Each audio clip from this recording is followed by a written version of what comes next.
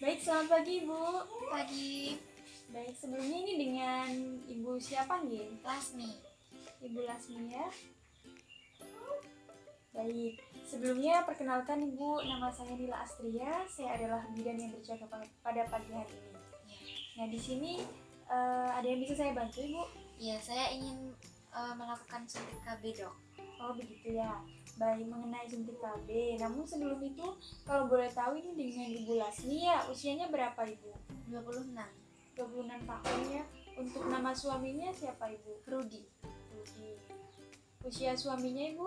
28 tahun. 28 tahun ya. Nah, untuk alamatnya di mana Ibu? Maju Songo. Alamatnya Baju Songo ya. Suaminya juga sama ya Bu ya. Ya. Untuk jumlah anaknya Ibu berapa? Baru satu. Baru satu ya. Usia anaknya berapa? 2 tahun. 2 tahun ya. Baik. Ibu sebelumnya sudah pernah menggunakan KB? Belum sama sekali ya. Dan sekarang memutuskan untuk menggunakan suntik KB. Iya. Baik, di sini sebelum Ibu melakukan suntik KB hormonal, jadi saya akan menjelaskan sedikit tentang gambaran umum mengenai KB suntik, begitu ya Bu ya.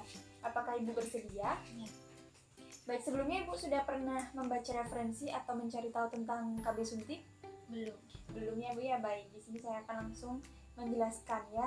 Nah, pengertian dari KB suntik itu sendiri yaitu alat kontrasepsi, di mana alat kontrasepsi ini mengandung hormon Bu, di mana hormonnya ini akan menghambat bertemunya antara sel telur dan juga sel sperma. Jadi alat kontrasepsi KB suntik merupakan alat kontrasepsi hormonal yang diberikan melalui kulit atau injeksi atau disuntikkan. Nah, untuk KB suntik sendiri ini terdiri dari beberapa jenis Ibu. Nah, yang pertama ada KB kombinasi 1 bulan, di mana KB ini mengandung hormon estrogen dan juga progesteron. Lalu ada juga KB progestin yang hanya mengandung hormon progesteron saja, itu dalam jangka waktu 2 bulan. Nah, yang ketiga ada jenis KB suntik yang 3 bulanan. Nah, kalau misalkan Ibu KB 1 bulan, ini jenisnya ada Cyclopharm. Jadi Ibu nanti setiap 1 bulan sekali Ibu harus melakukan suntik, jangan sampai terlambat. Begitu juga dengan yang 2 bulan, Ibu melakukannya 2 bulan sekali. Dan 3 bulan juga Ibu melakukannya 3 bulan sekali.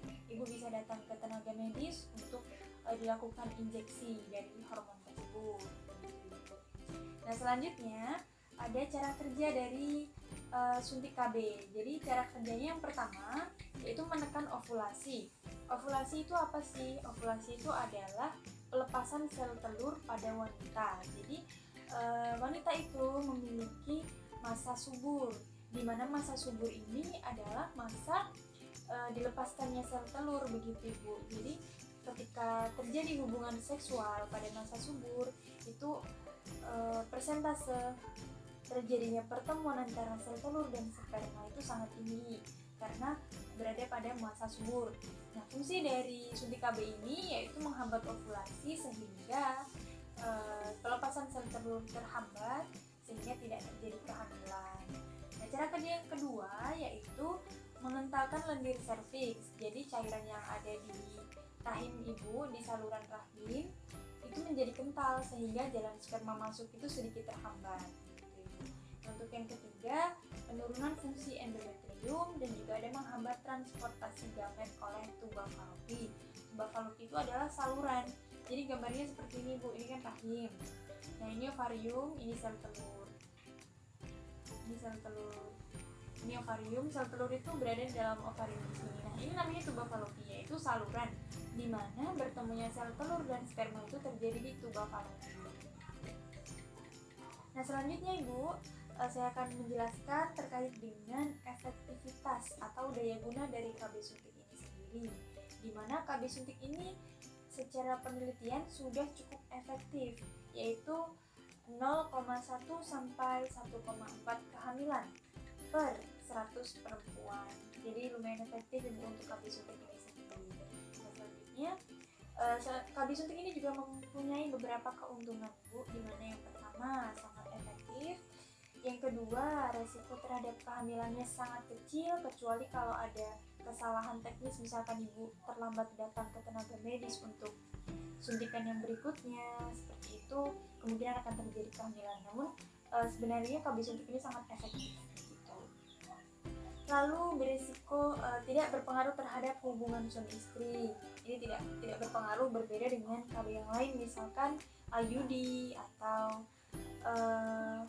alat kontrasepsi yang dipasangkan di dalam rahim, begitu kan mungkin akan sedikit mengganggu saat berhubungan seperti itu. Nah selanjutnya efek sampingnya sangat kecil Ibu, terus dapat juga digunakan oleh perempuan usianya lebih dari 35 tahun, aman aja dipakai, lalu bisa membantu mencegah kanker endometrium dan kehamilan ektopik. Kehamilan ektopik itu apa? Jadi kehamilan di luar rahim. Ini kan di sini rahimnya Bu. Nah biasanya setelah pembuahan itu zigot atau bakal janin itu akan menempel di dalam rahim atau mengalami proses nidasi. Nah pada kasus kehamilan ektopik itu kehamilannya berada di luar rahim Ibu, sehingga ini tidak normal. Ini adalah kelainan gitu. Nah selain itu ada indikasi dari KB suntik, yaitu dimana ada beberapa syaratnya. Harus itu usianya harus reproduktif gitu. Nah selain itu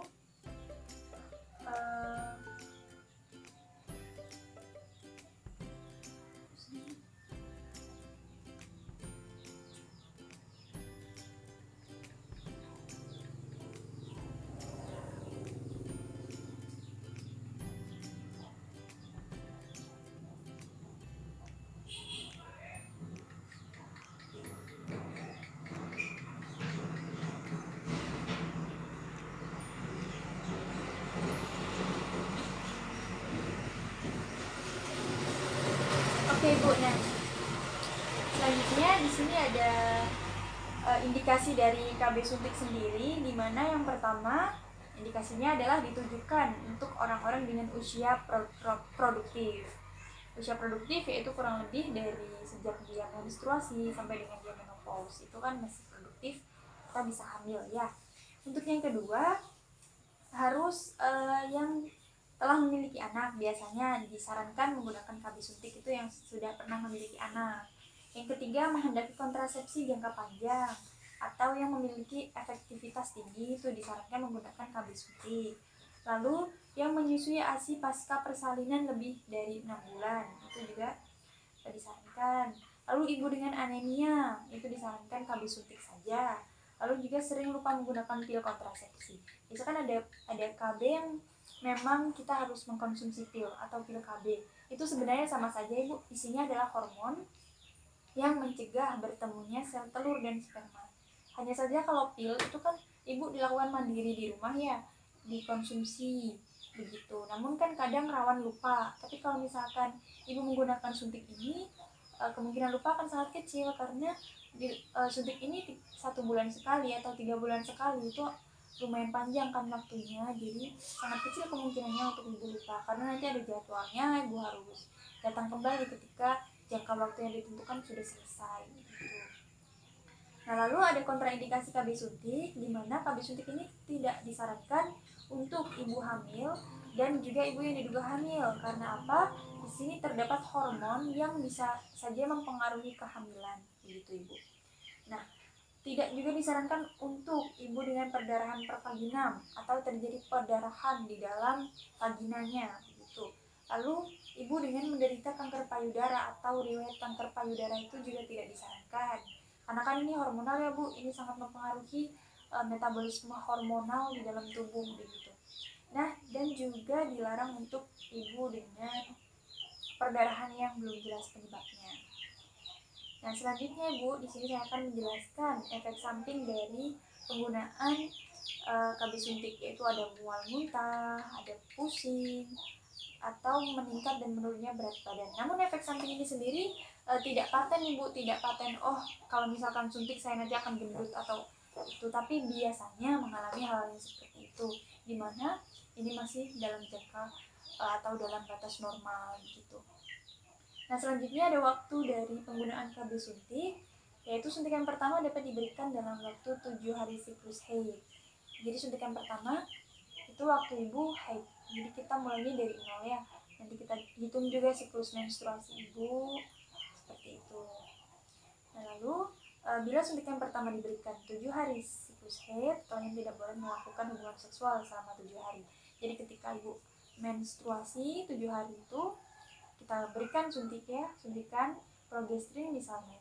Nanti selama 7 hari ke depan ibu tidak disarankan untuk melakukan hubungan terlebih dahulu begitu. Lalu kita harus berhati-hati ibu, jangan sampai lupa untuk melakukan suntik di kemudian hari sesuai jadwal yang sudah ditentukan. Jadi kalau nanti ibu jadi suntik KB, kita akan berikan kartu kecil di mana di situ tertera data-data kapan ibu melakukan suntik KB, tanggalnya dan kapan harus datang kembali seperti itu. Baik ibu, sampai di sini ibu apakah sudah mengerti? Sudah.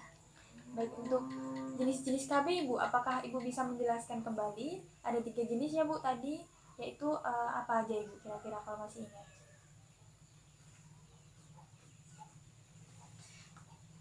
KB 1 bulan, KB 2 bulan, dan KB 3 bulan. Baik, saya rasa ibu sudah mengerti ya bu ya. Mungkin ada yang ingin ditanyakan ibu seputar KB?